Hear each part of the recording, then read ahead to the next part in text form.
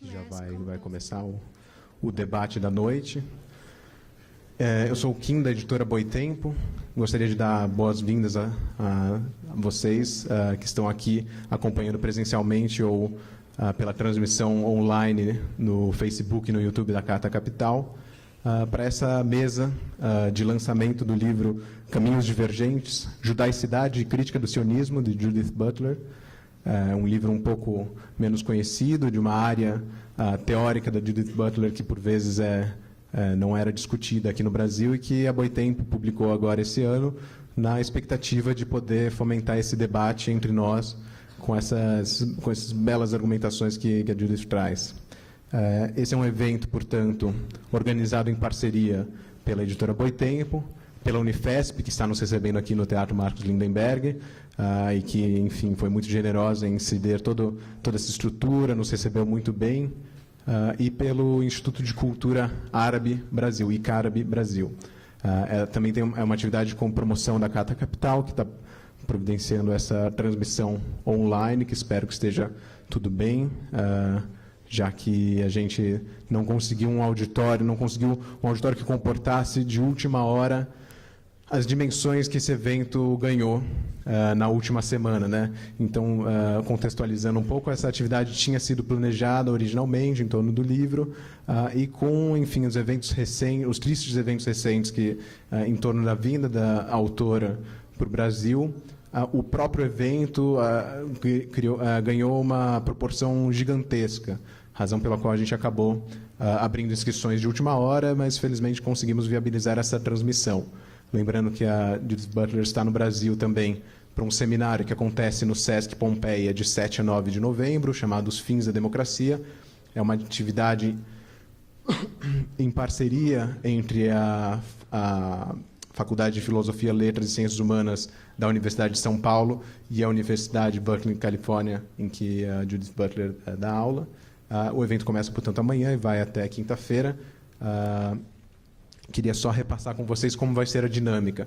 Eu vou chamar agora a Soraya Ismaili, que é reitora da Unifesp e também autora do texto de orelha do Caminhos Divergentes, e ela vai fazer uma apresentação inicial da obra, já levantando uma questão para a Judith Butler. Em seguida, vem compor a mesa a Judith Butler e o professor Silvio Rosa, aqui da Unifesp, bem como o professor Vladimir Safatli, que é professor da USP, tem livros publicados em diversas editoras, dentre elas a Boitempo. O Vladimir Safatli, que também está organizando esse seminário no Sesc, ele vai fazer a mediação da mesa.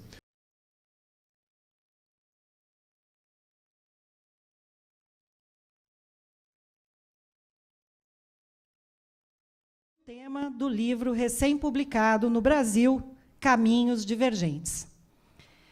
Bem-vinda, professora Judith Butler.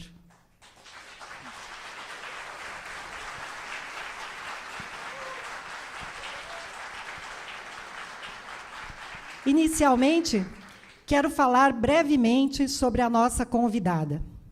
Judith Butler nasceu em Cleveland, Ohio, e cresceu em uma família judia, tendo se iniciado no pensamento filosófico em sua juventude por um rabino da sinagoga local.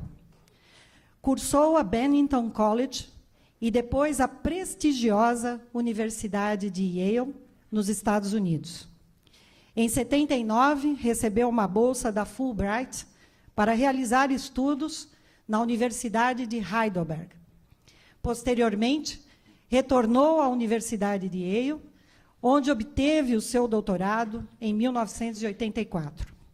Ao final da década de 80, entre diversas designações de ensino e pesquisa, tais como no Centro de Humanidades da Johns Hopkins University, envolveu-se nos esforços de críticas ao estruturalismo e na teoria feminista ocidental.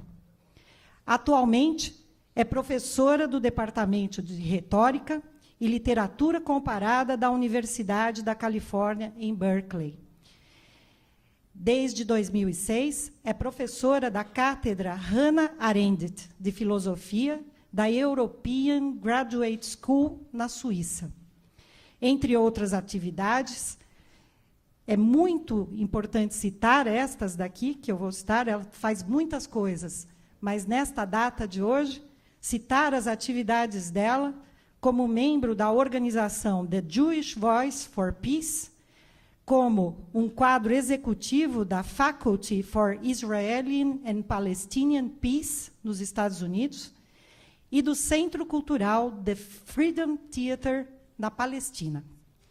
Seu rigor acadêmico é acompanhado pela leitura crítica e original de textos, sendo uma das principais teóricas em áreas da filosofia, psicanálise e da literatura. É conhecida por ser uma voz crítica e sempre muito bem fundamentada em todos os seus escritos e intervenções públicas. Como genuína pensadora, tem abertura para tratar de questões do contemporâneo com engajamento, com diálogo, dentro e fora da academia, e com uma boa dose de afeto e humanidade. Judith Butler tornou-se extremamente conhecida por seus estudos sobre as questões de gênero, o feminismo, a teoria queer.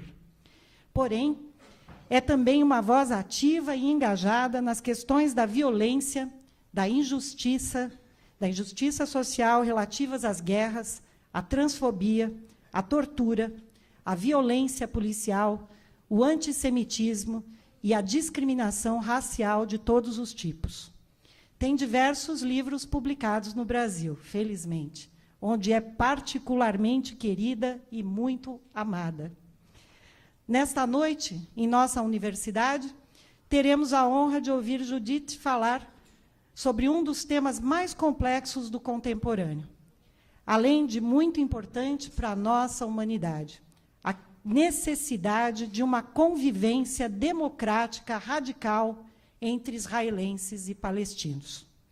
A professora Butler irá apresentar alguns dos ricos elementos presentes em seu livro, Caminhos Divergentes, lançado pela Boitempo este ano, e onde eu tive a imensa satisfação de fazer a apresentação da orelha do livro. Como eu disse na apresentação, este livro trata de uma das questões mais atuais, cujo espectro nos atinge a todos e que não podemos nos furtar de conhecer e acreditar. Por meio de um trabalho minucioso e consistente, Caminhos Divergentes aborda a necessidade do impossível, porém absolutamente necessário, estabelecimento de um único Estado binacional, Israel-Palestina, em que há a coexistência entre povos que guardam histórias de deslocamentos e tradições conjuntas. Tendo como base autores do calibre de Hannah Arendt, Martin Buber, Emmanuel Levinas, entre outros, Butler buscou demonstrar que a judaicidade, em sua essência, está vinculada à justiça social e não à violência de Estado. Defende o convívio e o reconhecimento para que nenhuma cultura ou religião tenha soberania sobre a outra. Judith Butler, assim, retoma e amplifica a obra de Edward Said, um dos maiores intelectuais do contemporâneo, intelectual palestino, que fundamentou e debateu durante boa parte de sua vida e sua obra a necessidade da criação de um Estado binacional, bem como a urgência do reconhecimento mútuo e do entendimento profundo e duradouro. Em um mundo que vivemos como o mundo atual, em que os deslocamentos humanos tornaram-se cada vez maiores e mais frequentes, a questão israelo-palestina torna-se urgente e universal e funciona como base para a busca de soluções de um direito comum. Assim, o convívio entre judeus e árabes será possível e servirá de modelo de superação para todas as nossas limitações. Afinal, como disse Judith Butler em seu livro, se não pensarmos e acreditarmos nessa transformação, viveremos em um mundo radicalmente empobrecido e, por isso, nós temos que agradecer Judith por nos trazer essa reflexão e esta ação. Como parte de nossa ação, a Unifesp criou a Cátedra Edward Said, que nós temos a honra de sediar, mas também de receber a professora Judith Butler como convidada nesta noite e para os próximos trabalhos vindouros. Eu quero agradecer especialmente e convidar a nossa querida Judith Butler para fazer parte da mesa e que nós tenhamos a possibilidade de ouvi-la. Muito obrigada. Vamos dar início à sua excelente conferência.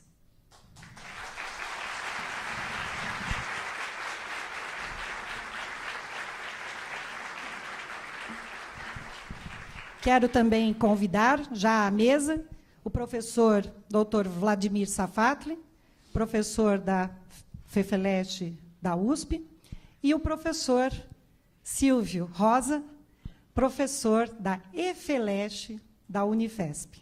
Então, teremos uma mesa de filósofos. Por favor, professores, é um prazer e uma honra recebê-los.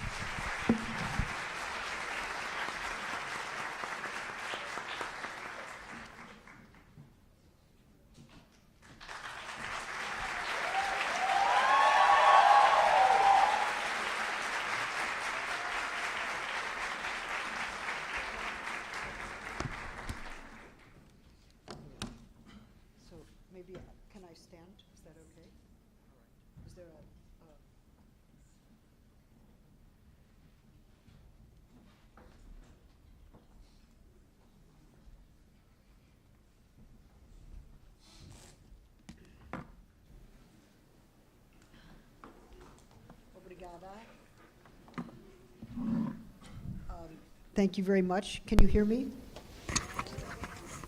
Estão me ouvindo?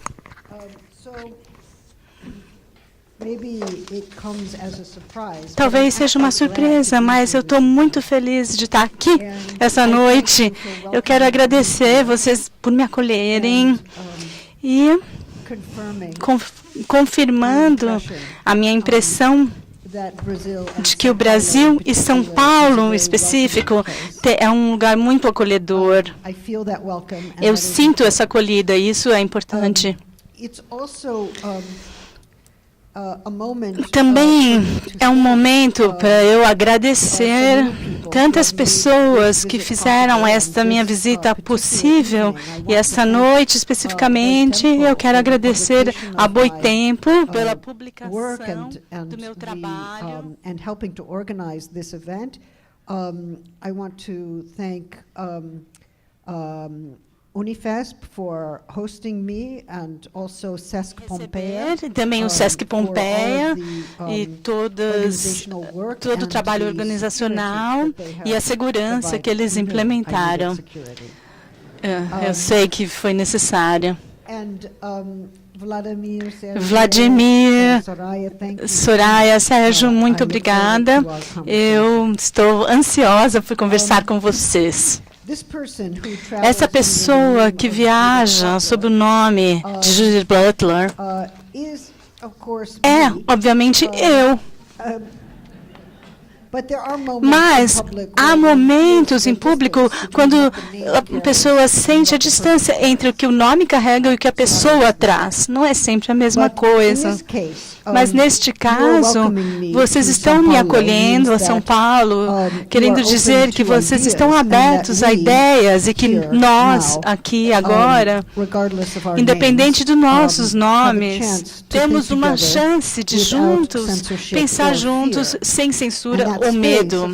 E esse espaço de pensar juntos, sem censura ou medo, é aquele que nós devemos sempre buscar e lutar. Por um lado, eu gostaria de falar essa noite sobre um conflito contínuo nas terras chamadas de Israel e Palestina e de dar algumas das minhas visões sobre essa situação. Por outro lado, eu gostaria de pensar de maneira mais abrangente sobre o tema da coabitação habitação, a prática de habitar juntos, mesmo ou especialmente quando há hostilidade contínua. A primeira grupo de comentários são políticos, mas o segundo grupo de comentários também são políticos. Porque o que é a política, senão a prática de fazer um mundo unidos, buscando formas de governarmos a nós mesmos como o povo, mesmo quando, ou especialmente quando, este povo está dividido ou em estados de hostilidade continuada. Eu não sou uma comentarista política, embora eu tenha minhas visões sobre os eventos atuais, eu não vou focar nisso nesta noite. Mas, provavelmente, como vocês, eu sofro, especialmente em formas políticas específicas, e tenho paixões políticas, e as minhas reflexões tomam forma no meio deste sofrimento e desta paixão. A maior parte das pessoas que estão próximas de mim nos Estados Unidos vivem neste momento uma angústia política. Nós temos uma dor de estômago política, uma dor de cabeça política atualmente. E isso acontece, eu vejo, no nível corpóreo, quando nós começamos a perder esperança ou nos sentimos sobrecarregados por injustiça e pelo fato de que a oposição à injustiça não é forte o suficiente. Pode parecer estranho que eu tenha escrito um livro num tópico como este, se você me conhece pelo meu trabalho, no assunto de gênero.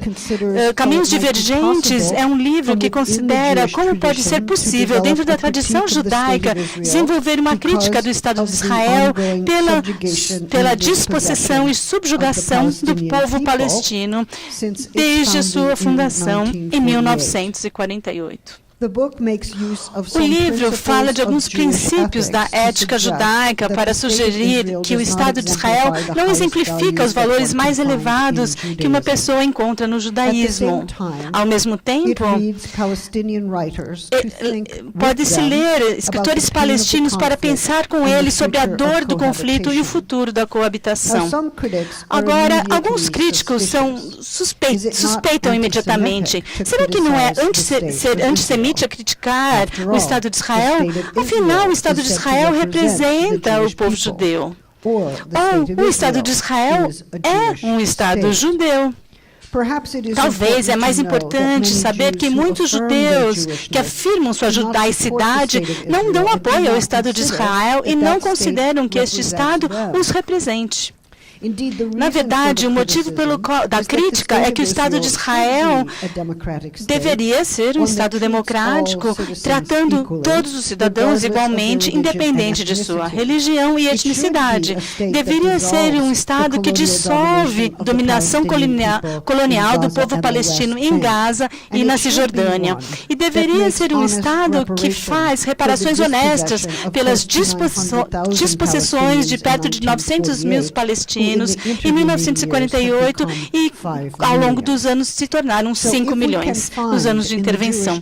Se podemos encontrar na tradição judaica seus precedentes religiosos, sua história social, sua disposição ética, uma objeção a tais formas de inequalidade e de poder colonial, então é certo de que com certeza não é ser antissemita criticar o Estado de Israel. Na verdade, se torna uma forma de articular algum dos valores mais importantes do judaísmo como religião.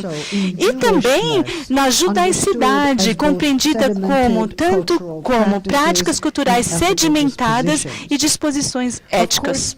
Obviamente, é imperativo reconhecer que alguns criticismos do Estado de Israel são, de verdade, antissemíticos. E que eles precisam ter oposição, assim como nós nos oporíamos a qualquer e toda forma de racismo. E como todas as formas de racismo, o antissemitismo não é aceitável. Mas nós não podemos assumir que uma posição crítica ao Estado de Israel seja antissemítica, a menos que ela inclua retórica antissemítica ou estereótipos antissemíticos. Ainda mais as organizações judaicas que se opõem à desigualdade social, se opõem ao militarismo e controle colonial, eles deram voz a essa oposição para as políticas israelenses. Obviamente, há tentativas de censurá-las, mas elas continuam a crescer pelo mundo inteiro. Poderíamos dizer que é porque eu sou judia que eu me sinto confortável em fazer essa crítica. Isso parcialmente tem razão. Como muitos dos judeus, eu cresci com o sentido de que o sionismo era o destino do povo judeu, especialmente depois do genocídio nazista contra mais de 6 milhões de judeus. Israel não seria um santuário para os refugiados do pós-guerra e para aqueles que escaparam do nazismo nos anos 30 e 40? E sobre as formas ressurgentes de antissemitismo. Obviamente, o Estado de Israel é uma proteção para os judeus contra o antissemitismo. Sem esse Estado, o argumento continua. Os judeus seriam sujeitos a mais um genocídio. É verdade, especialmente agora na Europa, que há formas ressurgentes de antissemitismo e que a entrada de partidos neonazistas no Bundestag alemão é um sinal claro de que o antissemitismo não existe na Alemanha. Portanto, a luta contra o antissemitismo precisa continuar. E ainda assim, como nós compreendemos o fato de que um Estado estabelecido como um santuário para judeus despossuídos, ele em si está tornando despossuídos milhares de centenas de palestinos. Isso parece ser uma contradição grave. E há um motivo pelo qual esse conflito continua por tanto tempo sem resolução. Esta é uma das razões. Considere o argumento. Os judeus se tornaram refugiados na medida que eles fugiram do antissemitismo ou sobreviveram do Holocausto e mereciam ter a sua própria lar como santuário. Nós aceitamos esse argumento porque nós acreditamos que os refugiados devem ter um lar, um lugar de pertencimento, um santuário. Agora, se nós aceitarmos esse argumento para um grupo, nós temos que aceitá-los para o outro, porque nenhum grupo deve ser despossuído de terra e de lar e destituído da possibilidade de santuário, pertencimento e cidadania. Se nós falamos isso sobre o povo judeu, nós falamos isso também do povo palestino, dos sírios e do grande número de pessoas pela América Latina que foram despossuídos. Os despossuídos da Colômbia, por exemplo, são um enorme número de refugiados das últimas décadas. Então, se nós usarmos esse argumento para um grupo, é porque nós aceitamos o princípio geral de que nenhum grupo deve ser despossuído da mesma forma e que todos os grupos, independentes do seu background, devem ter o seu santuário, a possibilidade de pertencimento e de cidadania. Ainda assim, toda pessoa judia do mundo inteiro pode pedir a cidadania no Estado de Israel sobre aquilo que é chamado de a lei do retorno. Mas a demanda palestina pelo direito do retorno é negada pelo Estado de Israel. Então, um grupo de refugiados tem o direito de formar um Estado sobre terras que pertencem em grande parte a palestinos e despossuir-nos de suas casas por esse motivo. E novos refugiados não têm o mesmo direito de formar um Estado ou de retornar às suas terras. Eu sugeriria que o conflito, como eu o compreendo, ele nasce dessa contradição.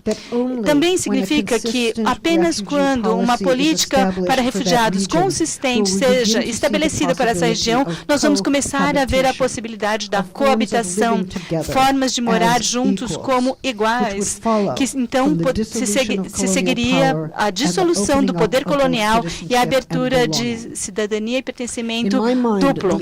Na minha mente, os argumentos sobre soluções de um Estado ou dois Estados são menos importantes do que a tarefa política e ética de desenvolver uma abordagem consistente e não discriminatória do direito dos refugiados pela região. Esse último argumento pode parecer um argumento secular, mas ele também nasce de uma compreensão específica da tradição judaica. Segue, por exemplo, da história do Êxodo, onde os judeus fugiram da escravidão no Egito sob a ameaça de morte. Essa é uma história sobre a emancipação dos judeus da escravidão, a caminhada dos judeus pelo deserto, a busca por uma forma de vida caracterizada pela persistência, a busca por um lar e o retorno à terra que eles chamavam de lar. Muitos compreendiam essa história como o estabelecimento do direito bíblico dos judeus de voltarem à sua terra, do direito do lar, à terra de Canaã. Isso significaria que a história dá apoio a uma forma de nacionalismo judaico. Mas e se essa mesma história é aquela que seja transposta para novas circunstâncias? A Bíblia nos dá uma história, mas nossa tarefa como intérpretes é encontrar uma forma de aplicar a lição da história às circunstâncias contemporâneas. É o que os estudos talmúdicos buscam fazer. A emancipação da escravidão foi e permanece um ideal político e ético. Assim como os judeus nunca deveriam ter sido escravos, segue-se que os africanos nunca deveriam ter sido escravizados. O comércio de escravos que chegou na Bahia, em Salvador, foi equivocado e as suas repercussões foram injustas. Escravizar crianças para trabalho escravo é sempre errado e sempre acontece. Nossa tarefa é transpor e fazer a generalização dessa lição ética do Êxodo. Quem está forçado a abandonar suas terras sob a pena de morte deve ter o direito de retornar ou o direito de encontrar um novo local de pertencimento, o direito à cidadania. O refugiado pertence a este mundo tanto quanto qualquer um outro. Então, se está errado de um grupo ser escravizado, é errado que qualquer grupo seja escravizado. Então, a história tem que ser transposta e universalizada se nós não desejamos acabar numa posição contraditória, argumentando de que apenas algumas vidas merecem os santuários e outras não. Será que isso significa que eu estou negando ou desaprovando a minha judaicidade? Não. Significa que eu aceito a minha judaicidade como parte da mistura que eu sou. Eu vivo num mundo onde eu assumo que as pessoas que pertencem a muitas religiões, etnicidades e backgrounds raciais e que minha tarefa ética é aprender como fazer um mundo conjunto e desaprender a prática de distinguir entre grupos que merecem santuário e os que não merecem.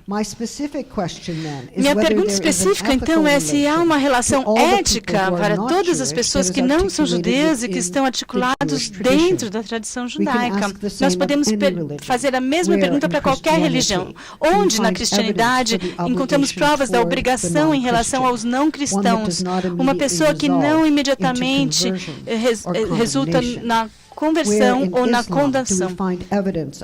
Onde nós encontramos evidência da relação ética com aqueles que não aceitam os ensinamentos de Mohammed? A minha ideia é que nós podemos encontrar ligações em todas as religiões que nos ajudam a nos orientar em modos interrelacionais de pertencimento coletivo. O meu livro, Caminhos Divergentes, é aquele que eu junto textos judaicos com textos palestinos para encontrar esse local de abertura, encontrar as possibilidades dentro de cada texto, para espaços para os outros, para aprender quais são as bases para o pensamento.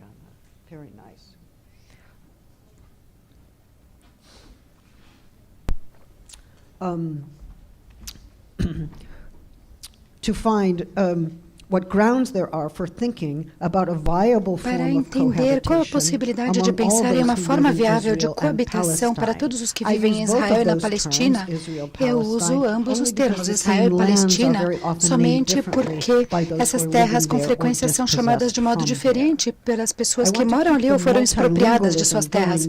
Quero manter o multilinguismo porque isso nos permite imaginar essa coabitação, essa convivência de novas formas. Said viu isso claramente quando ele observou que os judeus já foram refugiados além dos palestinos e a experiência histórica de expropriação podem servir como base para formar um novo conceito de coabitação. Ele nunca disse que foram expropriados da mesma forma, não fez uma analogia absoluta entre eles, mas disse que a tradução seria possível. Said viu que não havia uma diversão da ética judaica. Ele escreveu, e eu o cito, Durante o período das guerras, um pequeno grupo de pensadores judaicos, Júlio Magno, Buber, Arendt e outros, disseram que era absolutamente necessário ter um Estado binacional. E os seus esforços não foram bem-sucedidos, mas a ideia permanece viva hoje aqui entre os judeus e entre vários indivíduos que se sentem frustrados com a insuficiência e as depredações que ocorrem no presente. A essência dessa visão é a coexistência e partilhar tudo de formas que devem ser inovadoras e ousadas para irmos além dessa aridez causada pela rejeição. Após o reconhecimento de uns e dos outros como iguais, eu acredito que não apenas será possível, mas talvez essa ideia se torne atraente. Isso foi o que Said alegou em 1999, no seu trabalho mais tardio. Said referiu-se também aos aqueles que não têm casa, e é o caráter da vida judaica que nos permite, na nossa era, com várias dificuldades, com tantos exilados, expatriados, imigrantes. Isso foi o que ele descobriu dentro da experiência histórica dos judeus, uma possibilidade de solidariedade para com os refugiados. E a resistência à igualdade é muito teimosa, e todos os que trabalham com direitos e empoderamento das minorias sabem que isso é verdade. Said enfatizou a importância de estabelecer relacionamentos de igualdade entre grupos que sofreram opressão. O que ele quis dizer não foi que todos os grupos sofreram da mesma forma, mas que o sofrimento político não justificável não é aceitável onde quer que ocorra. Não foi suficiente manter a preocupação apenas com o sofrimento do seu próprio grupo. Era preciso extrapolar, sair da própria situação para enxergar a dos outros. Cito novamente Said. Para essa tarefa terrivelmente importante de representar o sofrimento coletivo do seu povo, testemunhar seus sofrimentos, nós aguentamos a sua presença, reforçamos a sua memória. Deve ser possível agregar mais alguma coisa.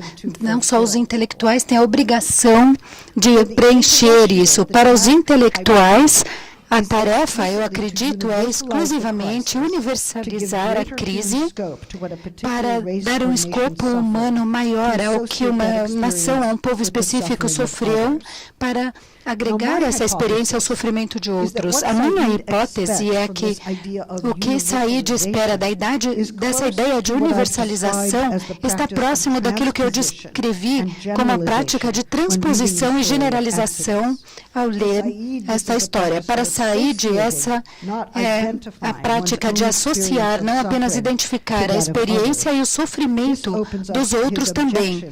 Isso nos leva à sua objeção ao exílio. Ele escreve mais uma vez que é inadequado apenas afirmar que as pessoas oprimidas, expropriadas, tenham seus direitos e sua existência política negados, sem, ao mesmo tempo, fazer o que Fosfanol fez durante a guerra na Algéria, afiliando esses horrores a aflições e sofrimentos semelhantes de outros povos. Isso não significa uma perda na especificidade histórica, mas nos protege da possibilidade de termos aprendido sobre a opressão e de que isso seja esquecido ou violado em outro lugar e em outra época. Said continua. Para representar o sofrimento do seu próprio povo, não alivia uma pessoa do dever de revelar que seu próprio povo agora pode estar visitando crimes relacionados para suas vítimas. O meu argumento mais amplo é que Said pode ser lido juntamente com outros pensadores judeus como Martin Buber, Hannah Arendt e Emmanuel Levinas para pensarmos sobre a possibilidade de dividir essa compartimentalização do pensamento, onde apenas o sofrimento do grupo de cada pessoa é relatado. E para reconhecermos também que o mesmo sofrimento passado por outros tenha que ser aceitável. Vamos considerar Buber por um breve momento e depois podemos retornar à ideia de coabitação. Em maio de 1948, quando o Estado de Israel tinha acabado de ser estabelecido, Buber escreveu um pequeno ensaio sobre sionismo, esclarecendo seu apoio à ideia do renascimento do povo judeu apenas 3 anos depois do fim do genocídio nazista. Essa ideia de renascimento era necessária e era compartilhada abrangentemente, mas Buber distinguiu entre uma renovação espiritual e um renascimento nacionalista, que tomaria a forma de uma nação-estado. Isso foi compreendido como a diferença entre sionismo cultural e político. Para Buber, o sionismo precisa ter um significado espiritual essencial. Ele objetou as formas cruas de nacionalismo e foi criticado pelos seus oponentes. A supressão, por exemplo, da cultura Yiddish e do leste europeu que migraram da Europa para a Palestina.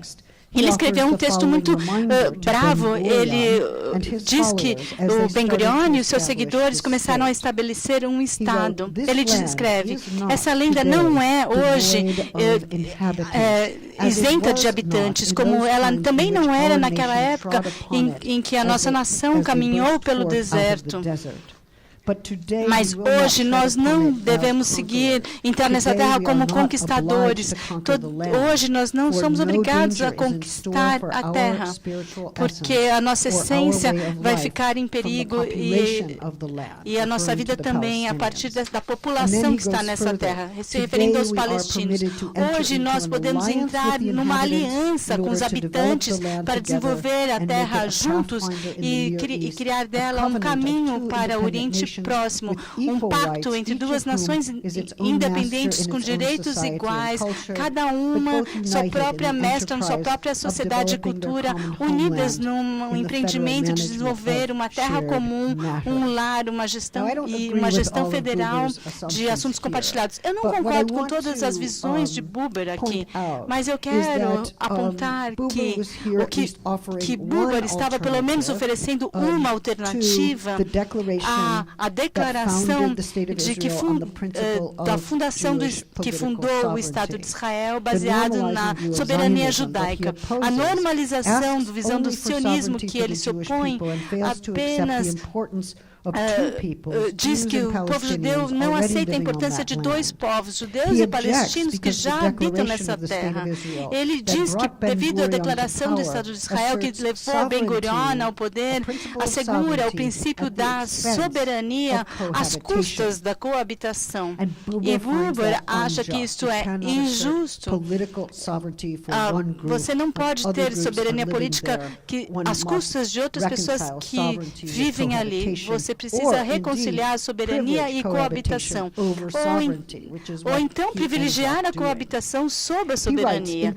Ele escreve, em contraste com esta visão de sionismo, uma tendência protecionista, que seria a de Ben-Gurion. Soberania, se nós conseguirmos alcançar a soberania, o conceito vivo da independência que pertence à ideia de sionismo que Buber aceitava, ela foi substituída pelo conceito administrativo de soberania. Para Buber, o sucesso do sionismo como um Estado soberano, fora de um Estado binacional, constituiu o fracasso do sionismo como projeto espiritual. As versões políticas do sionismo triunfou sobre as outras. O que Buber valoriza como sionismo se tornou uma coisa do passado. Ele vê Israel daquela época com o que ele chama de um coração ferido, apenas com 2 semanas, um pequeno Estado construído durante uma época em que as soberanias dos pequenos Estados estavam diminuindo. Ele compreendia que a base da fundação implica que Israel sempre estará sob perigo, porque ele está em oposição perpétua ao seu meio ambiente geopolítico e precisa aplicar seus melhores esforços para atividades militares, em vez de aplicá-las para empreendimentos culturais e sociais. Era claro para Buber, assim como para Hannah Arendt, ao mesmo tempo, que Israel estaria cercado por aqueles que eram destituídos de seu direito à terra, forçados a partir ou demandados de ser submetidos a um novo Estado e viver como cidadãos de segunda classe ou como pessoas destituídas. Com Buber, Hannah Arendt prefere a proposta de um Estado federado judaico-árabe estabelecido em princípios e não, na verdade, a soberania judaica seria um erro. Já que apenas uma nação, a nação dos judeus, no Estado, e produzindo injustiça maciça para as minorias palestinas. Os palestinos devem ser salvados no lar nacional dos judeus apenas se eles forem integrados numa federação. Hannah Arendt escreveu em 1943, antes da fundação do Estado de Israel. Embora o federalismo é uma solução política secular, obviamente, em 1941, Arendt fala que o raciocínio para a federalização pode ser compreendida como por vias de uma parábola religiosa. Como judeus, ela diz, queremos lutar pela liberdade do povo judeu, porque se eu não for por mim, quem será por mim? E como europeus, nós queremos lutar pela liberdade da Europa, porque se eu for somente por mim, quem sou eu? Essa é uma famosa pergunta de Hillel, comentador judeu do primeiro século antes de Cristo.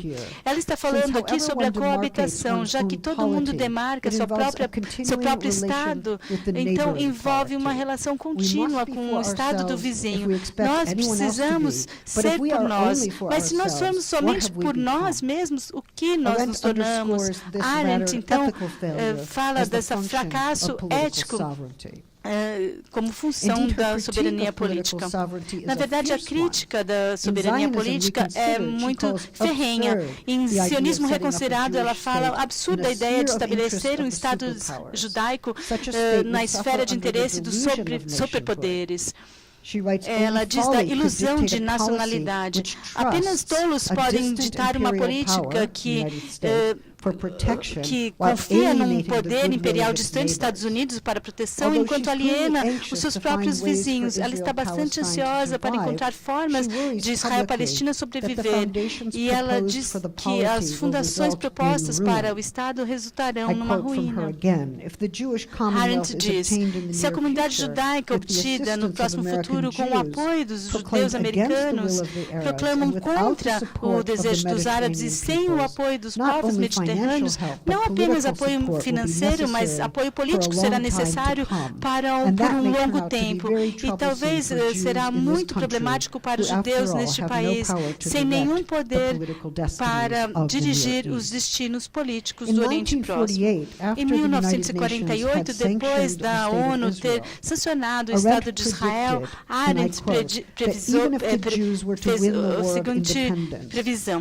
Mesmo que os judeus vençam a guerra da independência, o seu fim encontrará as conquistas do sionismo destruídas, a vitória dos judeus, viver entre população árabe hostil, encerrados nas suas próprias fronteiras, eles acabarão submersos nos seus próprios interesses e atividades. Ela notou que a divisão não funcionaria, que a melhor solução seria um Estado federado. Essa federação seria a vantagem de prevenir o estabelecimento da soberania, cujo único direito de soberania seria de cometer suicídio.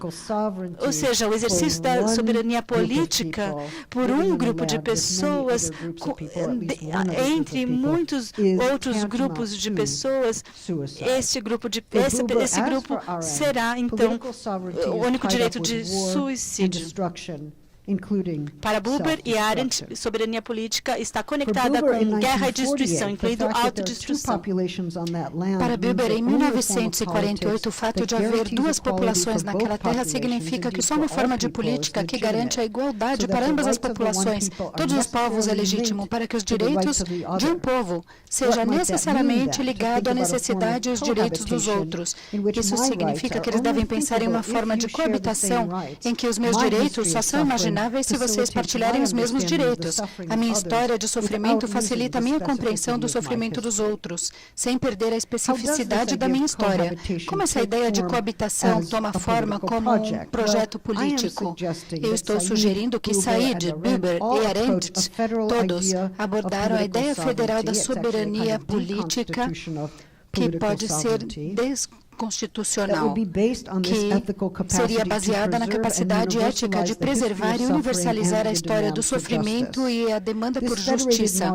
Esse modelo federado de poder, proposto como uma alternativa em 1948, e nos anos anteriores, foi baseado em uma ideia de relacionalidade ética que assumia que nenhum de nós vive apenas para nós ou para outros que são como nós, mas que vivemos com e para outros devido ao fato de que coabitamos esse planeta juntos e somos obrigados a estabelecer uma forma de governança juntos, que afirme, em vez de superar essas diferenças. Eu não preciso falar a mesma língua de alguém para partilhar o mundo com essas pessoas. Não preciso ter a mesma religião de alguém para formar um modo de governança com essas pessoas. Princípios éticos como esse servem como um horizonte utópico em que propostas políticas podem ser consideradas. A coabitação não pode existir dentro dos termos do colonialismo. É por isso que precisamos de experiências imaginárias como aquelas possibilitadas pela poesia e filmes políticos para começarmos a pensar o que pode significar a coabitação baseada em princípios de igualdade. Embora Emmanuel Levinas nunca tenha seguido as visões políticas de Buber e Arendt, ele tinha uma filosofia ética que pode informar os nossos pensamentos atuais sobre a coabitação como uma relação ética. Para Levinas, cada um de nós deve responder a uma demanda ética que nos chega não de dentro de nós mesmos, mas do exterior. Na sua língua, é o rosto do outro que faz essa exigência. O rosto indica o exposto ou a dimensão vulnerável de um ser vivo, um ser que merece ser protegido contra danos. A minha visão só faz sentido se pudermos recolocá-la dentro de uma estrutura política que defenda o princípio do valor igual das vidas. Na minha opinião, nós devemos suplementar Levinas, pois somos obrigados a enxergar todas as vidas como dignas de pranto. Isso significa que qualquer vida, se perdida, seria chorada, pois seria registrada como uma perda. Deve haver uma sensação de que cada vida seria chorada. Isso dá um sentido de valor para a vida dessas pessoas e sentir que a perda de uma vida passaria sem nenhum marco, seria sentir que a vida dessa pessoa não tem nenhum valor para os outros e não pode ser considerada digna de pranto ou de luto. Para Levinas, a relação ética é anárquica em um sentido específico, já que antes de qualquer recurso a princípio ou lei, eu sou afetado por um outro cujo potencial ou sofrimento me obriga. Isso significa que antes de qualquer pergunta sobre quem eu sou ou qual é minha identidade, eu sou em relação aos outros, e definido pelas suas palavras, por esta relação. Eu não sou uma coisa ou uma substância antes das minhas relações com outros. Eu nasci dentro dessas relações e os relacionamentos me definem e me formam ao nível mais básico. Embora nossa tendência seja dizer eu sou em relação ética com esse outro, a gramática coloca o eu antes de e separado da própria relação. Para Levinas, a relação é primária e este eu emerge somente como uma resposta a esse outro. Esse eu surge e é mantido apenas na relação. Ligado ao outro desde o início, Este eu não é pensado sem essa relação com o outro, aquele eu que não sou eu, cuja vida ainda assim é minha responsabilidade. Eu trabalho sem parar com esse conceito de relacionalidade ética e acredito que seja muito útil por pensar em como viver em termos de igualdade, superando diferenças nacionais, raciais e religiosas. Isso só poderá acontecer, contudo, se nós apresentarmos a assimetria do relacionamento ético, a reciprocidade do egalitarianismo político. Esse é meu objetivo, mesmo que signifique me distanciar da filosofia de Levinas e ofender a sensibilidade de alguns teóricos democráticos radicais que querem entender a ética e a política como radicalmente distintas.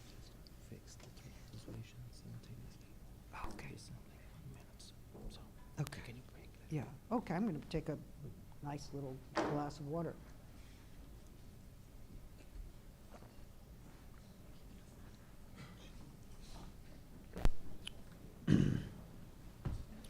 I didn't realize there would be simultaneous translation, and my wonderful interpreters are working.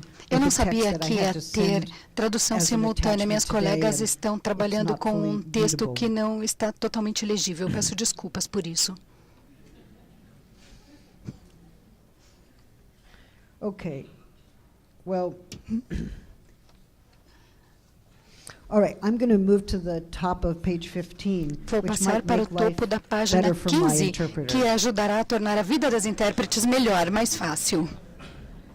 Yes? Oh, they're in that box. Okay, just top of 15. Don't worry about all the rest. Não se preocupem com o resto. Vamos começar pela página 15. Nós podemos reunir esses insights de Arendt, Levinas e Buber e como estão relacionados à referência de Said, de uma dimensão diaspórica do judaísmo que buscou repetidamente estabelecer afiliações e relacionamentos com os expatriados, os refugiados e os indígenas que perderam suas terras, minorias religiosas que foram perseguidas, forçadas a zanzar, sem casa, sem lar.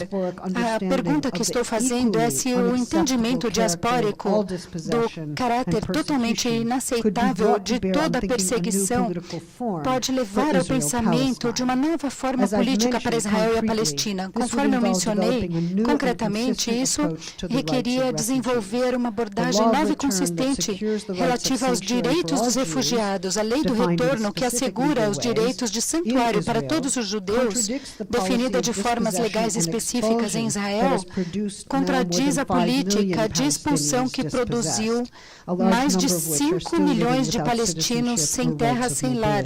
A maioria deles continua vivendo sem cidadania ou direitos de locomoção. Se entendermos o direito dos refugiados judeus ao santuário, isso significa que aceitamos o direito ao santuário de todos os povos que foram privados do seu direito de pertencer.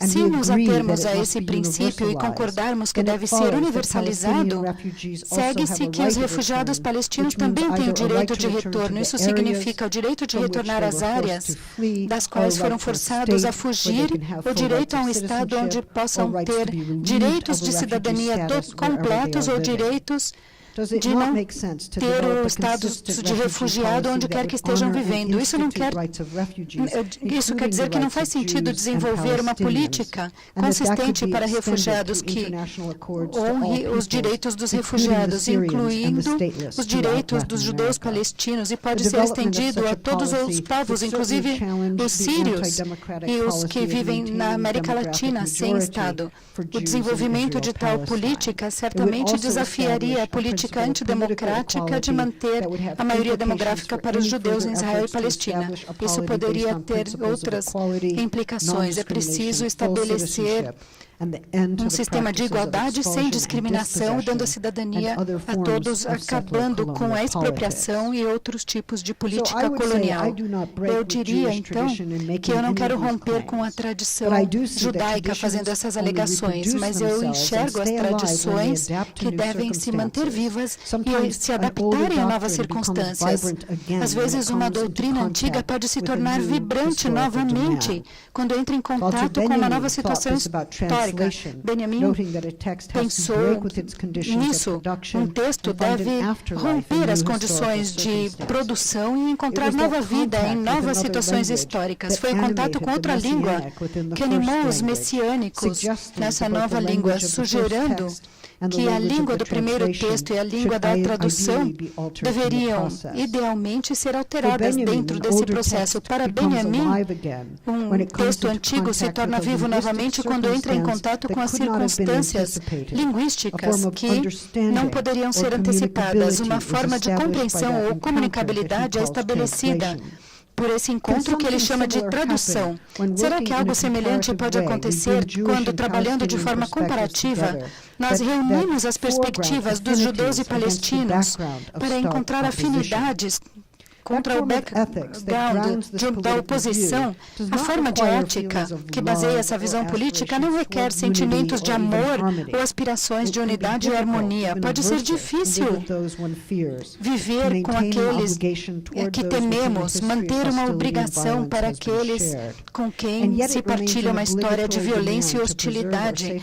Ainda assim, existe uma demanda obrigatória de preservar e proteger a vida daqueles cuja vulnerabilidade é igual à minha. A afirmação dessa igualdade, uma igualdade em meio à diferença, é o que torna possível uma política egalitária que possa nos levar além dessas dificuldades. Ao ler o Eichmann Trial, Hannah Arendt deixou claro que nenhum de nós pode decidir com quem vai querer habitar na Terra, afirmando o princípio de que nenhum de nós tem o direito de escolher quem pode viver e quem pode morrer. Esse foi o argumento que ela fez sobre qualquer tipo de genocídio. Nós somos obrigados a viver com aqueles com quem não escolhemos viver, principalmente porque todos devem ter direitos de pertencimento. A tarefa à nossa frente é e sempre foi produzirmos juntos um mundo político onde a coabitação baseada na igualdade seja algo possível, algo que desejamos, algo pelo qual vivemos, algo que nós compreendemos de qualquer forma que seja possível no tempo que nos resta. Muito obrigada pela atenção de vocês.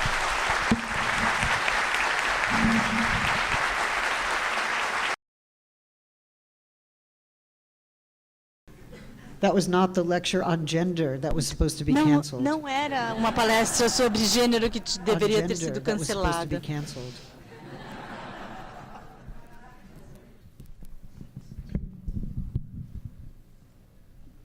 Okay. Boa noite.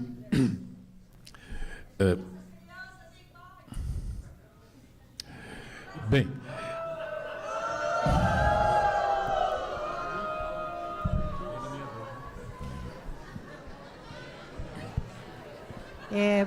Por favor,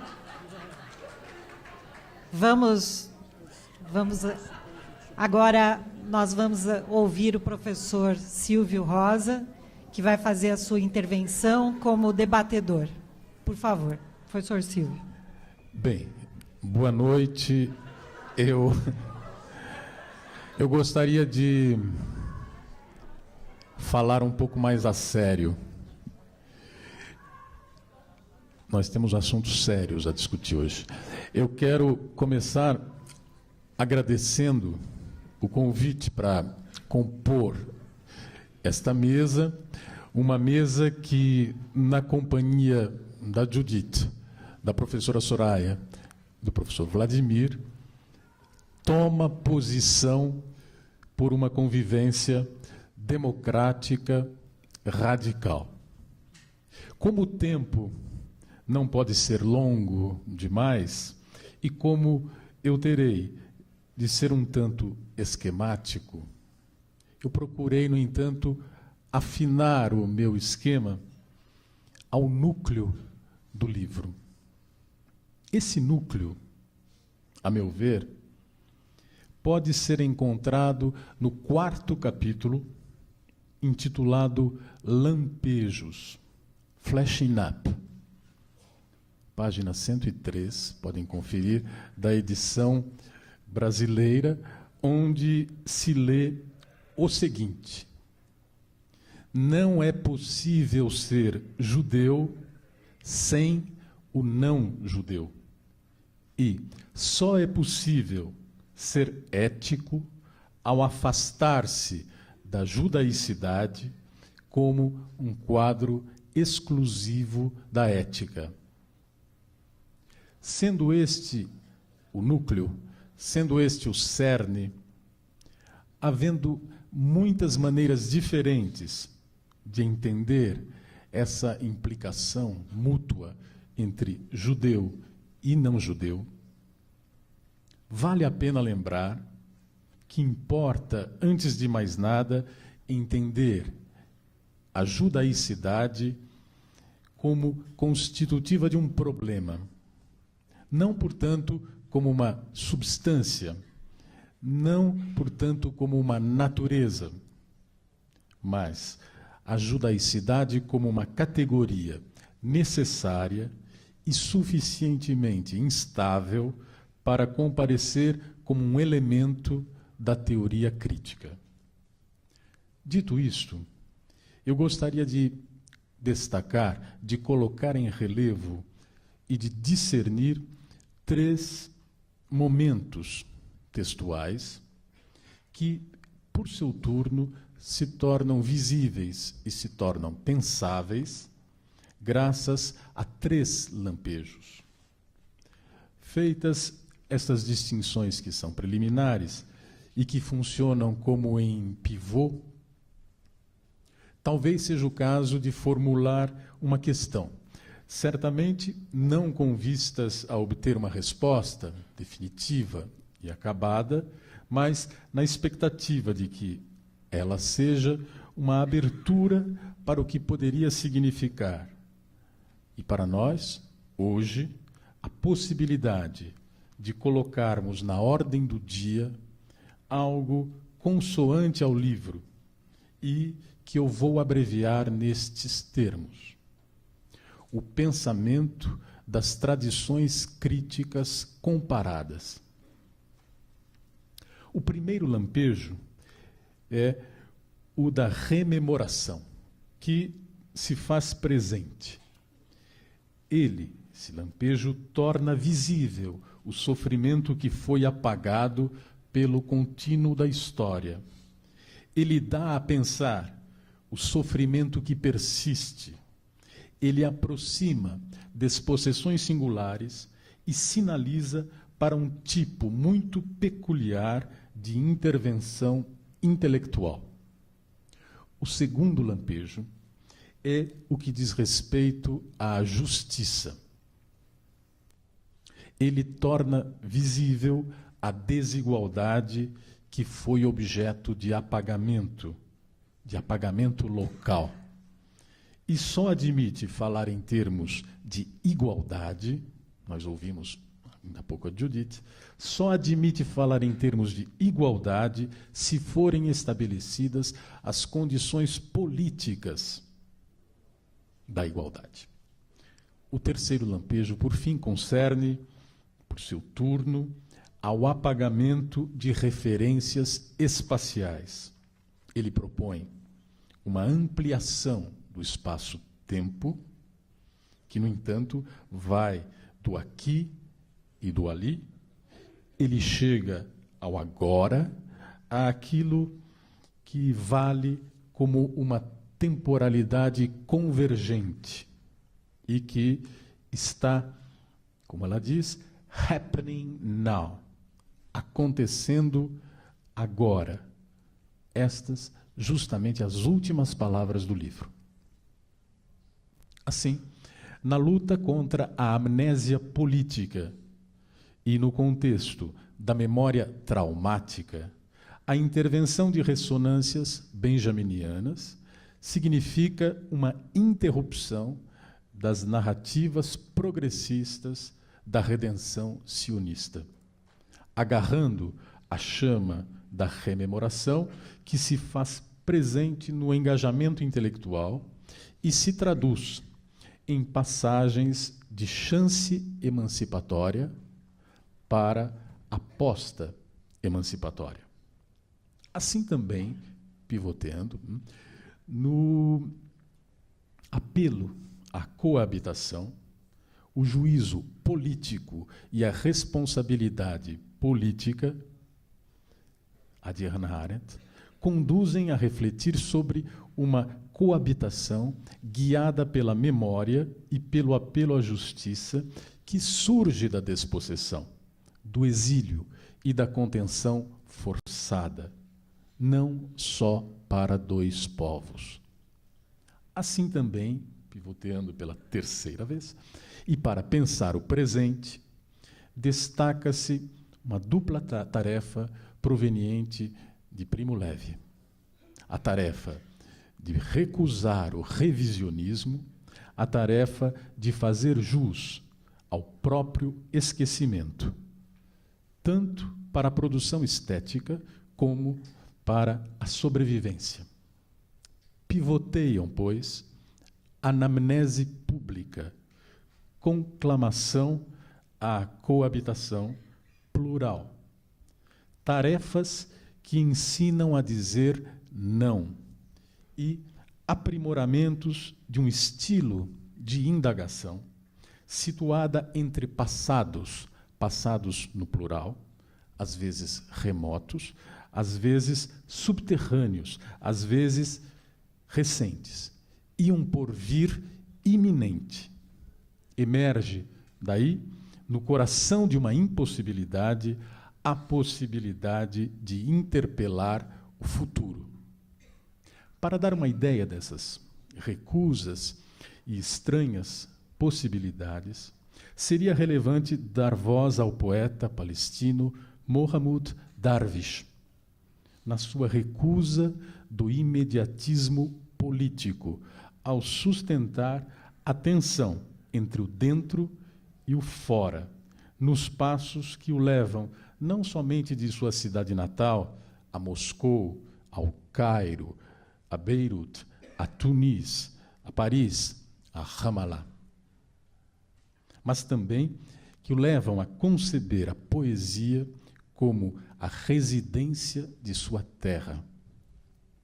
No primeiro poema de uma coletânea póstuma, intitulado assim, Nós vamos escolher Sófocles. Darwish parece dizer a cada um de nós, eu cito, você dirá não. Você dilacerará as palavras e o rio indolente. Você anunciará os dias ruins e desaparecerá sob as sombras. Não ao teatro do verbo. Não aos limites desse sonho. Não ao impossível. Fim da citação. Essa voz que é decidida e que seria preciso imaginarmos talvez no sopro rouco da prosódia árabe, longe de ser a única voz, é uma voz, no entanto, que comparece igualmente no livro de Judith, na forma de um diálogo entre o poeta e Edward Said, especialmente nas últimas reflexões de Said sobre os impasses do binacionalismo. Judith nos diz que ele, poeta imaginando esse diálogo após a morte com o pensador, Darwish põe poesia na boca de Said. Eu vou pedir ao Vladimir que faça a gentileza de ler comigo uma breve passagem citada por Judith, mas eu acho que ele vai precisar do microfone. Enquanto isso, nós vamos combinando quem faz Edward Said, que agora nós estamos mais, e quem faz o poeta. Eu prefiro fazer o Edward Said, se você permite. Você que manda. Tá bom. Então eu começo. Tá? É um diálogo, então, citado pela Judith, no final do livro. Se eu morrer antes de você, deixo como legado o impossível. Está muito longe o impossível? A uma geração de distância. E se eu morrer antes de você? darei meus pêsames ao Monte Galileia e escreverei: a estética é chegar ao equilíbrio. Em inglês é to reach poise. Ele continua: e agora não se esqueça, se eu morrer antes de você, deixo como legado o impossível.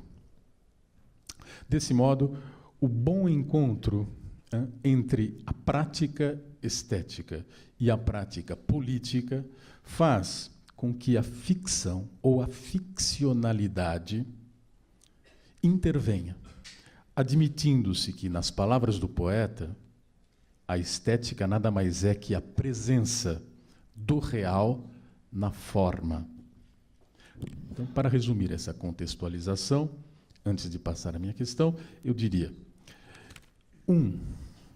Judith afirma valores da tradição crítica judaica, de modo que a tradição tradicional, redundante, apagamento de despossessões singulares, a tradição tradicional é tão inaceitável quanto inviável. 2. Judith nega tanto a dominação do Estado Nacional de Israel, tornado Estado policial sobre outro povo nacional, assim como nega o monopólio sionista do significado judaicidade. 3. Judith propõe critérios de validade não excludentes para a expansão dos resultados de sua laboriosa investigação. Nossa autora menciona explicitamente, além disso, recursos não judaicos, tais como a tradição grega clássica, o iluminismo francês, as lutas de descolonização no século XX. Pois que, se há caminhos divergentes, há rememoração que se faz presente no limiar da história e no limiar de uma convivência inteiramente outra. Se há caminhos divergentes, há patamares internacionais de justiça que permitem recusar, caso a caso, desigualdades locais. Se há caminhos divergentes, há temporalidades convergentes. Ali onde se aloja a estranha possibilidade de ruptura. Se há caminhos divergentes, há vínculos tão singulares quanto insubstituíveis, tais como, por exemplo, a fraternidade. Ora, pensando na expansão dos resultados da leitura, isto é, nas consequências que este livro implica, não é possível deixar de levar em conta a atual situação dos refugiados pelo mundo afora.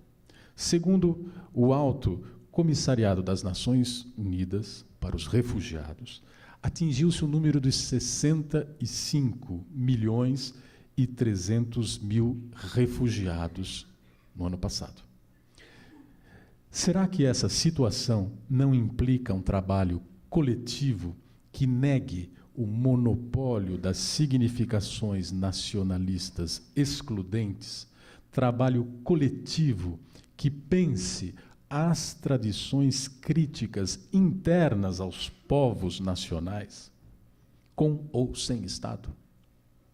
Se dissermos que sim, então as pessoas em regime de deslocamento forçado, sejam eles imigrantes econômicos, deportáveis ou indeportáveis, segundo o grau de austeridade das políticas ditas realistas, sejam elas imigrantes forçados por flagelos, de novas guerras, sejam elas imigrantes forçadas por perseguição a grupos étnicos, religiosos, políticos ou ainda perseguidos porque desfazem gênero. A simples existência ou a simples sobrevivência de cada uma dessas pessoas estão sujeitas a despossessões singulares. Isso, a pergunta, não implicaria um aprimoramento da ressignificação do universal? Não será demais lembrar que o ensaio de Judith Butler, Ressignificação do Universal, data do ano 2000. Mas agora, nas últimas páginas de Caminhos Divergentes, além de formarem um belo epílogo, né, ali onde Darwish, né, põe poesia na boca de Said, esse momento textual ressoa como parte de um prólogo a livros que estão por vir. Um desses livros, aliás, já veio à luz em inglês. Em francês, o novo livro se chama Rassemblement, Pluralité, Performativité et Politique, para não falarmos na língua do Império. Pois então, quando eu terminei a releitura de Caminhos Divergentes, eu fiquei me perguntando se a situação atual dos refugiados não coloca um problema de escala, de masshtab, distinto para ressignificar o universal.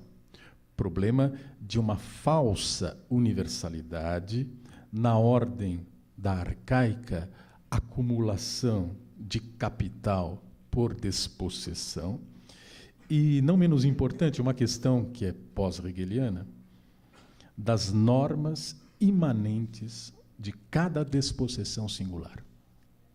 Nesse diapasão, se faz sentido pensar tradições críticas comparadas, o estatuto da dimensão estética, onde se vai do grito ao poema e deste ao canto e à prosa crítica que lhe pensa a forma, o próprio estatuto da dimensão estética parece mudar com a ressignificação aprimorada do universal.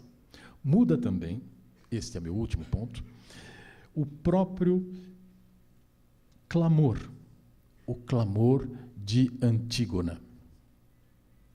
Ela, vocês se lembram, ela aparecia menos, Antígona, como uma ressignificação de estilo Jacques Derrida, para eu ser breve. Antígona apareceria agora menos, então, como aquela figura fascinante, porque é uma figura inadmissível no sistema hegeliano, okay?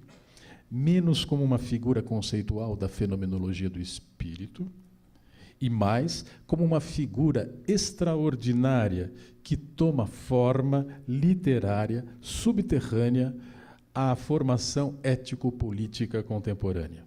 Nessa mise en forme, um dos clamores de Antígona talvez seja aquele que hoje mais importa. Não mais, portanto, a reivindicação da lei divina do matriarcado contra a lei estatal do patriarcado, mas sob um estado de tendências não federativas, sob um estado policial de tendências imperiais, eu pergunto, e se esse clamor presente na obra de Sófocles fosse o clamor de uma fraternidade cindida? E se nós tivéssemos ouvidos para ouvir a voz subterrânea de Antígona, num filósofo, Hegel, claro, que na sua primeira juventude se esmerava em traduzir a peça de Sófocles para o alemão, ao lado de seu amigo Hölderlin, Hegel, que na sua última juventude, na fenomenologia do espírito, precisamente, pensa o legado da tradição clássica grega e os valores da Revolução Francesa para além das fronteiras do terror jacobino. Não seria a voz de Antígona a voz que clama por uma estranha e inteiramente outra fraternité, em menos palavras e para encerrar de vez. Eu agradeço a vocês pela paciência e pela atenção. E eu resumo, emprestando as palavras da Judith, eu resumo o meu sintoma, o meu erro, a minha esperança. Para estimar radicalmente o valor das fraternidades cindidas, não será indispensável hoje um trabalho intelectual coletivo que, revisitando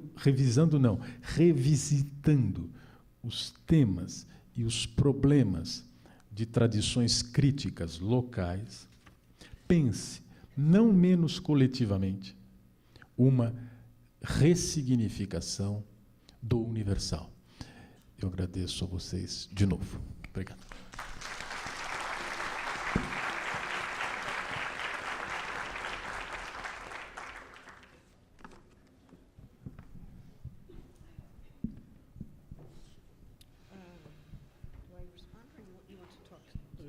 What do you prefer? Ok. Então, eu vou fazer apenas uma colocação breve, já que nós não temos muito tempo, e nós gostaríamos também de dar oportunidade a perguntas vindas do público, né? Eu só gostaria, então, de aproveitar um pouco aquilo que foi levantado pelo meu colega Silvio Rosa e fazer duas questões, na verdade, né? Uma relacionada à posição do pensamento freudiano no interior do dispositivo montado pela Judith para falar sobre essa comunidade possível de povos diaspóricos, né, que são os israelenses e os palestinos, e outra sobre uma espécie de pressuposto, me parece, que talvez esteja presente na crítica que a Judith faz à política do Estado de Israel. Eu compreendi o livro muito, na verdade, como uma articulação entre filosofia política e ética, a partir de um problema mais geral, que não era apenas o problema do conflito Israel-Palestina, mas é um problema, digamos, do reconhecimento da alteridade e da função do reconhecimento da alteridade como elemento fundamental na contemporaneidade para a criação de novas formas de vínculo político, de vínculo social, que consigam superar um pouco os impasses da própria forma geral do Estado-nação, né? E me parece que escolher o caso de Israel como uma espécie de sintoma geral dos limites do Estado-nação moderno foi algo extremamente significativo e bem-sucedido, né? Na medida que talvez a história de Israel contemporânea expresse, na verdade, a fundação violenta de todo Estado-nação, né? Quer dizer, ela repita mais próximo de nós aquilo que nós sabemos do ponto de vista histórico, né, que foi a violência, a eliminação de território, a eliminação de populações que foi própria de toda e qualquer instauração do Estado-nação. Então, daí a impressão, para alguns leitores como eu, de que não se trata apenas de um livro sobre a política do Estado de Israel, mas um livro sobre relacionalidade política no sentido mais forte do termo, né, utilizando o caso mais complicado da política contemporânea como uma possibilidade também do início de uma superação de um impasse geral, né. Nesse sentido, eu queria só colocar duas questões. A primeira é para compreender um pouco melhor a posição singular do Estado de Israel dentro dessa situação, porque até onde eu consigo enxergar, Judith, quer dizer, a sua crítica não é apenas a essa transformação de um Estado como o Estado israelense num Estado baseado em uma Constituição profundamente identitária do Estado-nação, né, e mesmo que essa identidade ela seja também, por sua vez, fruto de uma certa ideia, eu diria, organizada ou limitada de tolerância. Você, por exemplo, traz uma imagem muito impressionante, né, de um caso ligado à tentativa do Centro Simon Wiesenthal de fundar um Museu da Tolerância, né, em Jerusalém, só que o detalhe é que esse museu seria fundado no território que era o território de um cemitério palestino, né? Então, os corpos dos palestinos deveriam sair do local para que o Museu da Tolerância fosse, enfim, fundado, que não deixa de ter uma ironia involuntária bastante forte, né? Mas me parece que a questão central não é apenas, digamos, essa violência feita na Constituição, na fundação mesmo de um Estado que vai ter necessariamente uma característica identitária, porque é um Estado judeu, mas há também uma questão ligada aos afetos políticos que esse Estado mobiliza, né? E é difícil, para quem conhece um pouco o seu trabalho, não ter a impressão de que nós estamos vendo aí um bom exemplo daquilo que você, na vida psíquica do poder, expôs como a melancolia própria ao próprio exercício do poder, né? Ou seja, uma espécie de Estado baseado em um uso da melancolia, uma elevação da melancolia a um afeto político central, né? Ou seja, a melancolia no sentido da fixação na violência sofrida, na fixação produzida pelo trauma, no amor por objetos perdidos, né?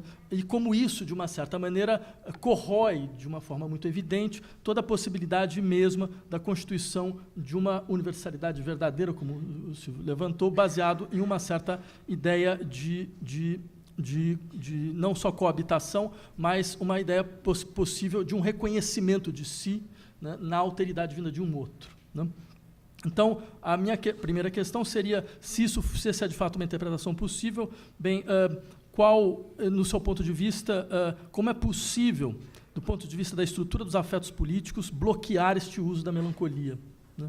Com qual outro afeto, né? E segundo ponto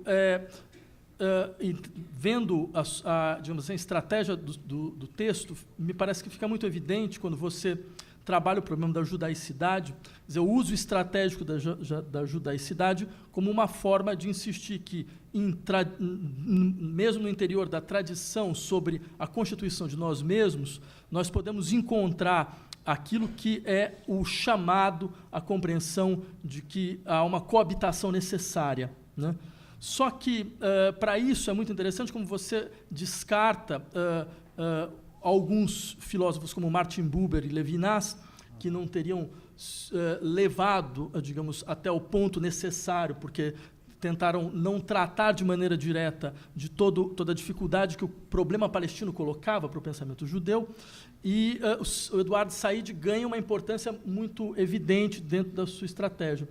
Só que o que é interessante é que ele ganha uma importância muito evidente porque ele é o melhor comentador de um texto de um judeu, que é, no caso, Freud, né? Que, de fato, ele traz para a discussão o Moisés e o monoteísmo como um texto fundamental para o pensamento político contemporâneo, né?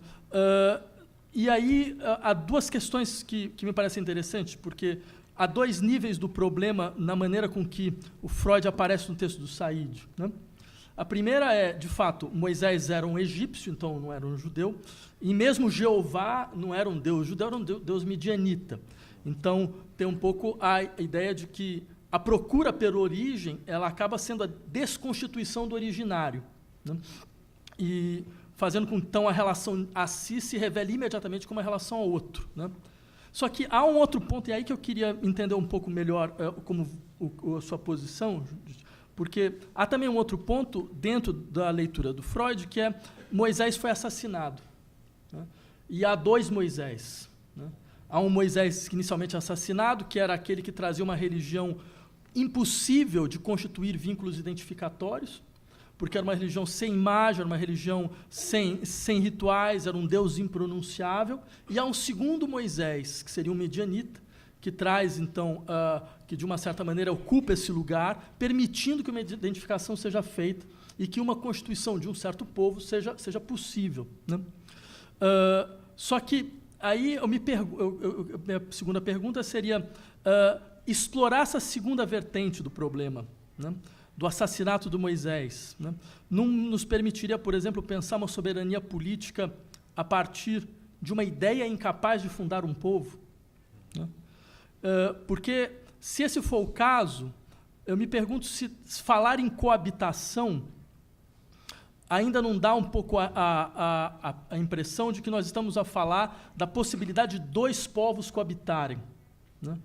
e se talvez um texto como esse texto do Freud nos levaria, na verdade, a pensar em algum tipo de constituição, de vínculo político, que não tenha mais o uso estratégico do conceito de povo, né, abrindo, então, mais do que uma coabitação, uma espécie de coexílio. Né, porque, nesse sentido, eu até me perguntaria se o uso do conceito de judaicidade não deveria, depois de ser utilizado por você como você fez, também, numa espécie de negação da negação, ser, ao final, questionado.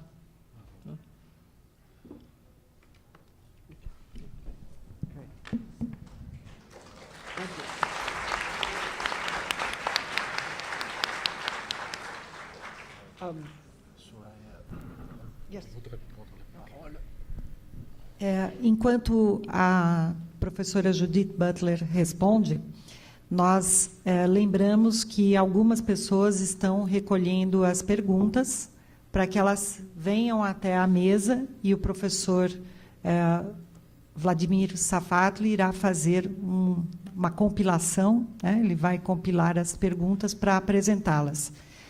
E também quero aproveitar a oportunidade da fala aqui para agradecer ao Dr. Marlon Weichert, que está aqui presente na nossa conferência.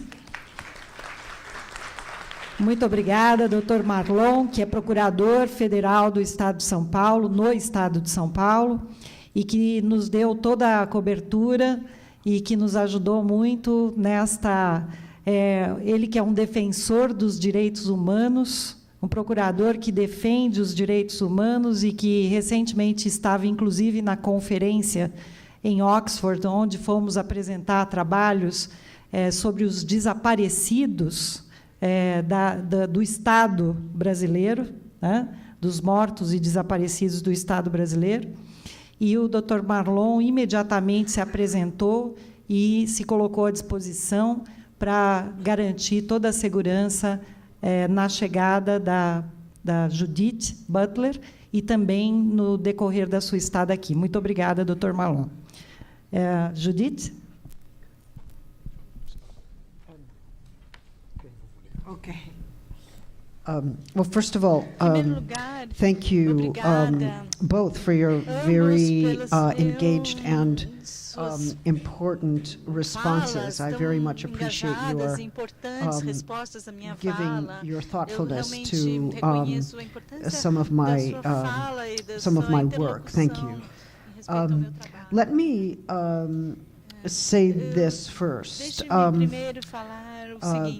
Because I can't really answer all the questions. Não posso responder a todas as perguntas, mas eu vou começar com a pergunta, o ponto final, e daí eu vou depois de trás para frente. Buber fez um erro pensando que havia dois povos e que cada um era os judeus e os palestinos, e ele chamava de árabes. E é uma outra parte da filosofia de Buber que é muito interessante e tem a ver com o que ele chama de uma relação viva entre as nações. E essa ideia de relação viva não é uma característica de uma nação. Ela não se diz respeito a uma nação. Na verdade, ela é uma forma de se relacionar que destitui a nação de seu próprio caráter monolítico e unitário. E para ele, na relacionalidade, sem relacionalidade, não haveria possibilidade de coabitação. E ele diz que Said engaja Freud, e Freud, obviamente, traz o ponto de que o fundador da religião judaica é um egípcio, o que significa que quer seja um judeu árabe, ou um árabe judeu, ou algo árabe, que nós não devemos pensar nos árabes como opostos aos judeus, mas árabes como parte da fundação dos judeus. Isso, obviamente, é verdade, especialmente se você analisar a história dos judeus Mizrahim, que, obviamente, eles eram judeus, que hoje em dia são parte significativa da população de Israel e são um grupo de judeus. Este é um ponto muito importante e eu vejo isso como um ponto importante. Algumas pessoas argumentaram que nós devemos ver o árabe judeu como ponto de partida da paz. Esta figura não unitária que vai superar a oposição binária entre árabes e judeus. E não era esse que Buber estava pensando, e não era aquele que Arendt estava pensando. Eles eram judeus ashkenazes, que eles apenas poderiam imaginar um judeu como um judeu europeu. É incrível como eles são o eurocentrismo, mas daí seria uma palestra totalmente outra. Isso que eu queria falar, então. E o ponto que eu queria pegar de Freud, isso vai me conectar com os comentários iniciais, é que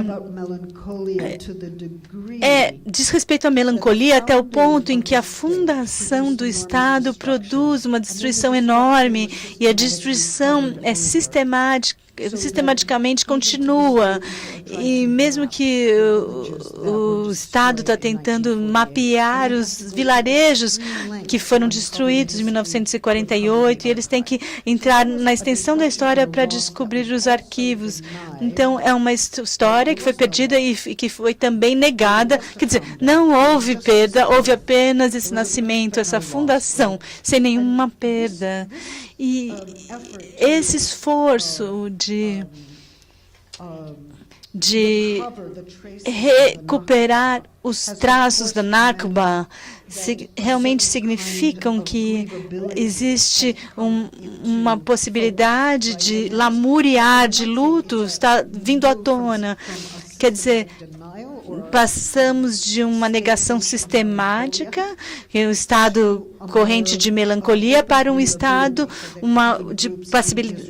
que é mais passível de luto. Muitos grupos em Israel, inclusive, estão estabelecendo o arquivo das destruições para que haja uma recordação clara e um avanço no sentido de uma história que possa ser documentada.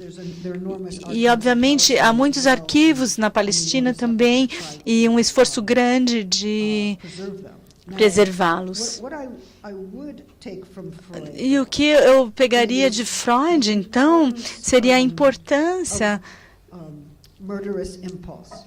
do impulso da agressão, do assassinato, porque pode haver cura. Quando nós falamos de coabitação, nós não estamos falando de amor, nós estamos concordando em afirmando o direito do outro viver no mesmo momento que você acha que é importante ele não estar lá. Então, é uma afirmação. A coabitação é a afirmação no meio da mais hostilidade, que possa haver assassinato, mas nós não faremos. É uma interdição contra o assassinato que afirma o direito do outro de viver. E isso, Levinas entende isso nos seus escritos sobre a paz, e também está claramente escrito quando Arendt fala a Eichmann: eu não importo quanto você odeia, você não pode matar. Eu não importo quanto você odeia e quanto você quer matar, porque você precisa aprender a viver com os outros, e nós coexistamos, e a categoria de nação não me importa em relação a essa primeira obrigação ética.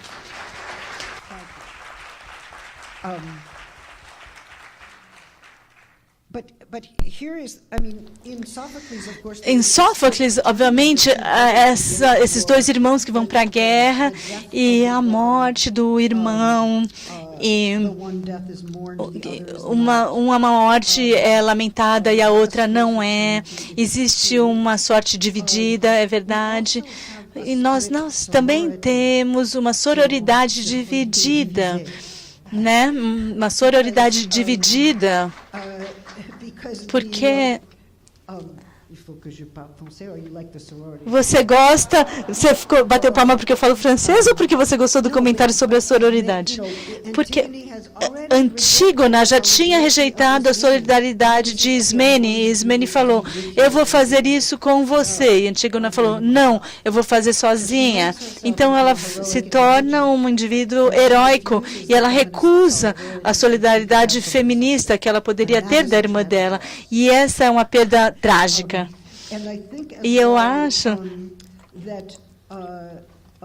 que não há universalidade sem atravessarmos o problema da agressividade, sem passar o problema da tradução e a descontinuidade radical que acontece com as traduções, e não há possibilidade de universalidade sem atravessarmos o problema da diferença de gênero e das diferenças de nações. Não diferenciar diferenças de gênero, diferenças de nações, mas sim ver como isso é disruptivo ao nosso pensamento sobre a universalidade e como nós devemos reconhecer e lidar com isso, não simplesmente atravessar. Nós já atravessamos as passagens difíceis que gênero apresentou, nós atravessamos as dificuldades que nações apresentam e internamente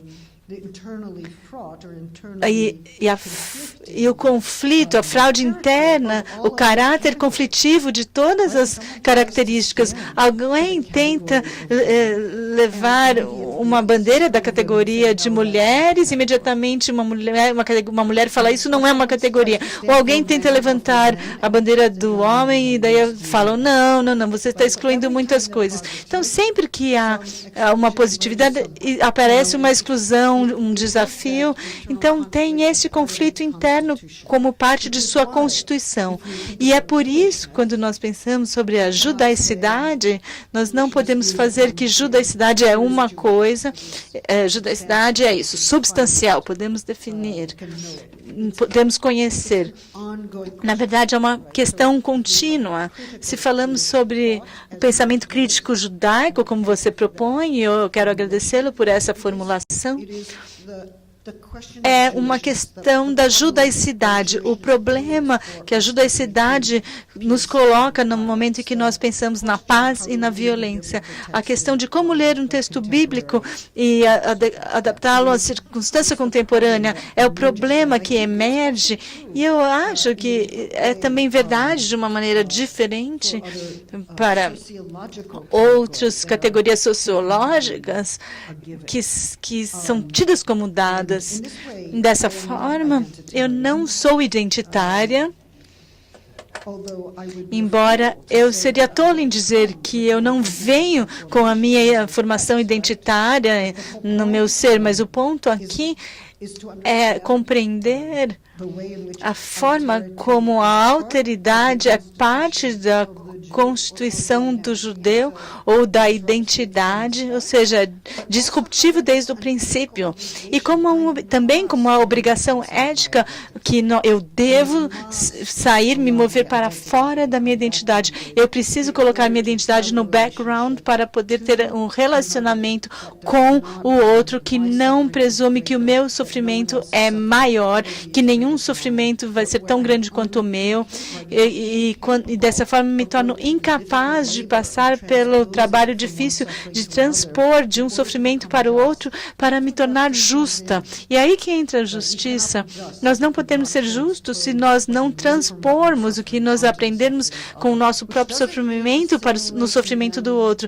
Isso não significa assimilar no que nós somos, significar ser disruptivo e despossuído na direção do outro para que nós possamos esgotar uma outra outra história e compreender as verdades sobre o sofrimento e as necessidades das demandas que vêm do outro.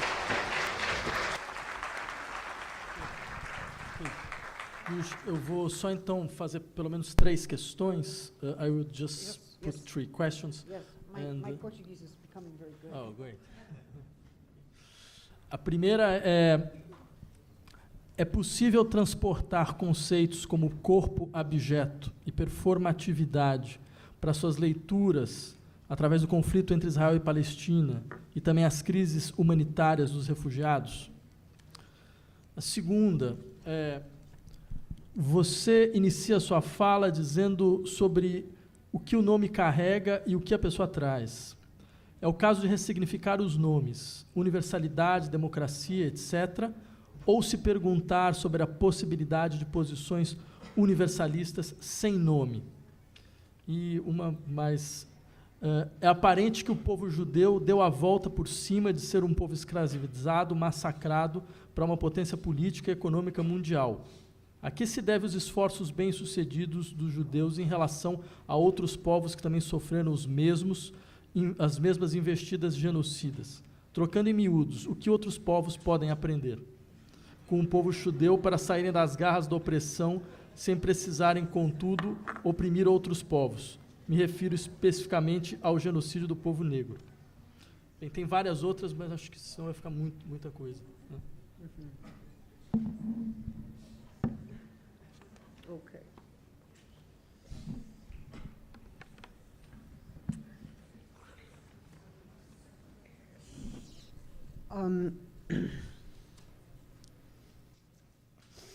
Well,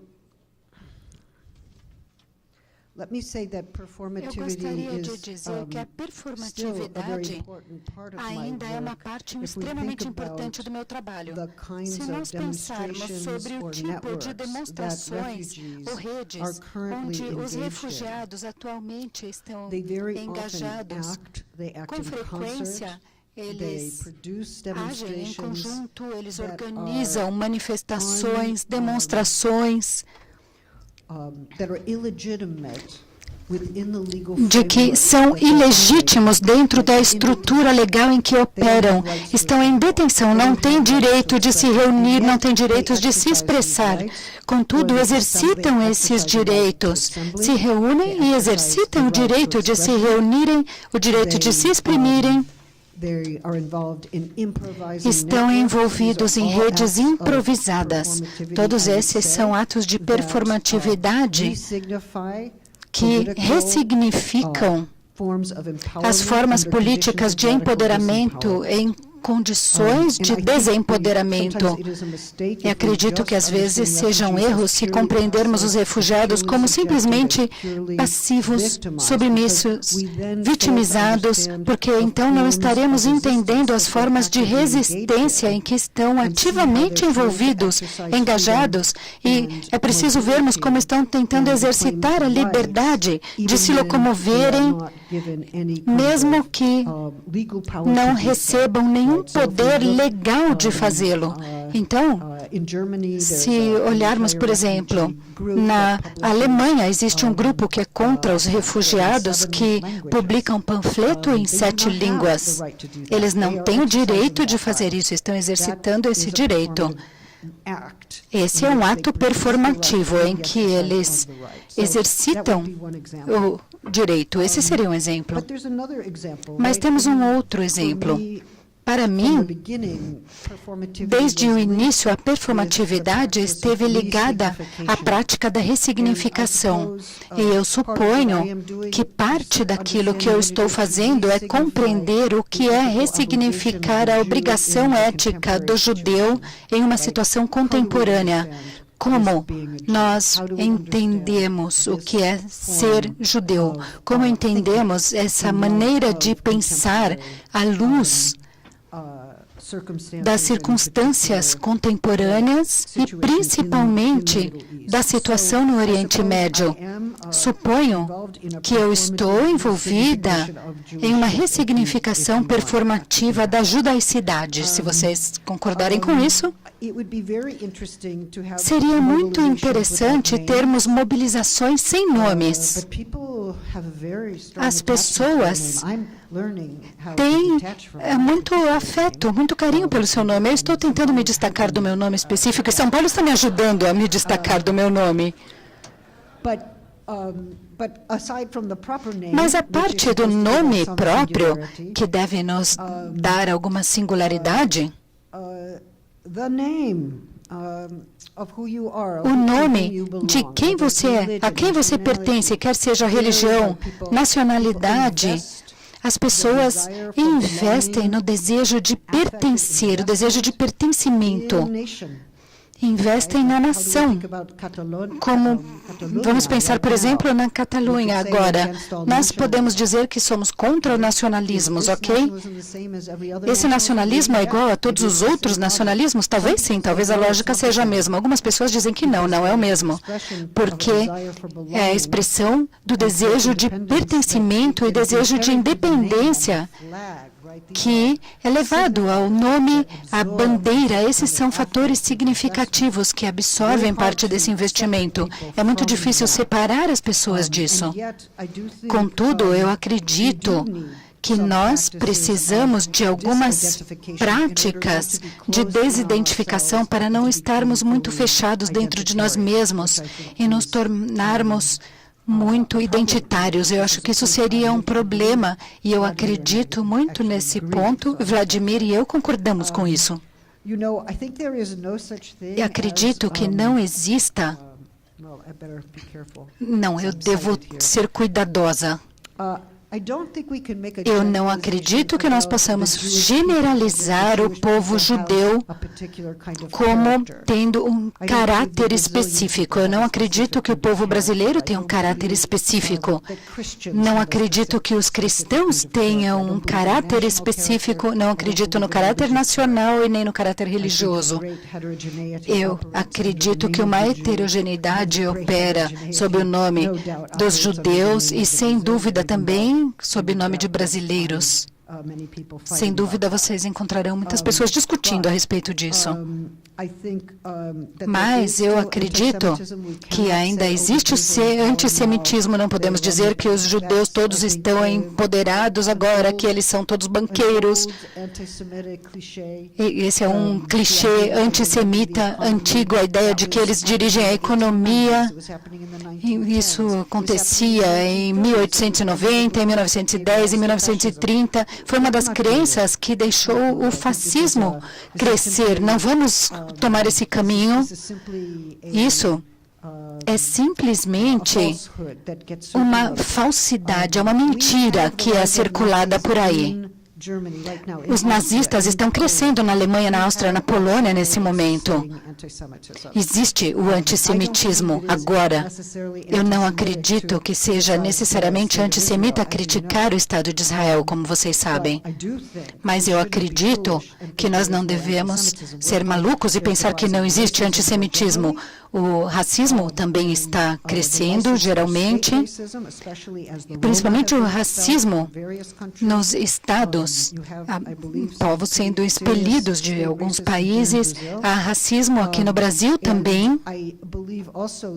Eu também acredito que nós não devemos subestimar o fato de que existe um antissemitismo inflamado e emergente em várias partes do mundo. Então, a minha ideia é que nós devemos combater esse antissemitismo assim como combateríamos qualquer tipo de racismo. Isso inclui o racismo do Estado também. Eu acho que isso é tudo que eu tinha a dizer.